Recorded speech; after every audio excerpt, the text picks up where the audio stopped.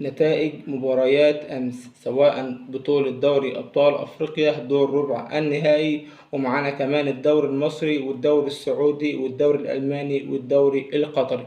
أنا طبعا الدوريات اللي أنا قلتها دي كلها مش هقول الترتيب الفرق كلها، يعني أنا بقول بس أخبار لاعبينا المصريين اللي بيلعبوا في الخارج، سواء في الوطن العربي أو في أوروبا. الوطن العربي زي مثلا الدوري السعودي والدوري القطري، والدوريات الأوروبية عندنا النهاردة الدوري الألماني. السلام عليكم ورحمة الله وبركاته. قبل ما أبدأ معاكم يا ريت ما تنسونيش باللايك، عايز أوصل بالفيديو ده لأكبر عدد من اللايكات، والاشتراك في القناة ده شيء أساسي، عايز أوصل ل1000 مشترك. نخش الأول حاجة معانا النهاردة بطولة دوري أبطال أفريقيا دور ربع النهائي. معانا أول مباراة اللي اتلعبت امبارح، الأهلي وسيمبا التنزاني. مباراة الذهاب خلصت لمصلحة النادي الأهلي 1-0، مباراة العودة أيضا خلصت لنادي الأهلي بنتيجة 2-0. ومعانا المباراة التانية صن داونز ويانج أفريكانز. مباراة الذهاب خلصت 0-0 على أرض يانج أفريكانز، ومباراة العودة أيضا خلصت 0-0 على أرض صن داونز، ولكن صن داونز قدر إن هو يكسب بركلات الجزاء بنتيجة 3-2.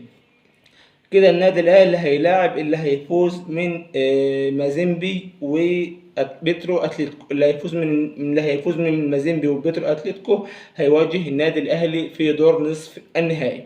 الناحية التانية سان داونز كده هيواجه اللي هيفوز من الترجي التونسي واسيك. اللي هيفوز من دولت هيقابل سان داونز في دور نصف النهائي. دي بالنسبة لبطولة دوري أبطال أفريقيا. طبعا كل التوفيق طبعا للنادي الأهلي المارد الأحمر. نروح بقى معانا على الدوري الألماني، وفريق فرانكفورت الألماني اللي بيضم في صفوفه عمر مرموش. فرانكفورت كان بيلعب فريق اسمه فيردر براين، وتعادلوا مع بعض بنتيجة 1-1. كده فرانكفورت اللي بيضم في صفوفه عمر مرموش عنده من النقاط 42 نقطة في المركز السادس. أما الفريق التاني فرايدر برايمن عنده من النقاط 31 نقطة في المركز ال11.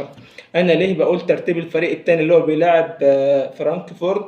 عايز أعرفك إن الفريق اللي بيلعب فيه نجمنا المصري عمر مرموش بيلعب فريق تصنيفه كام، ويعني ايه قدر ان هو يفوز ولا يتعادل بالظبط. هو كان بيلعب فريق المفروض ان هو كان يكسبه وتعادلوا معاه وخسر طبعا نقطتين.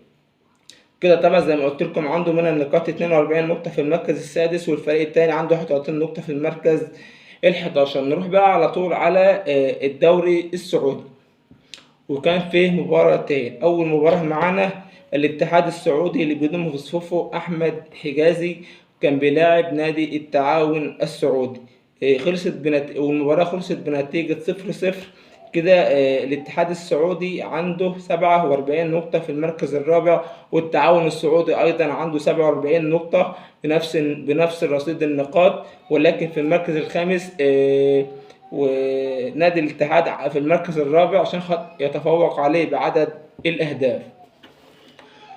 نروح على الدوري القطري والوقرة القطري اللي بيضم في صفوفه نجمنا المصري حمدي فتحي، اللي كان بيلاعب فريق العربي، وقدر فريق العربي انه يكسب فريق الوقرة اللي بيضم في صفوفه حمدي فتحي 4-2. كده الوقرة القطري عنده 37 نقطة في المركز الثالث. اما نادي العربي اللي فاز على الوقرة عنده من النقاط 26 نقطة في المركز الخامس.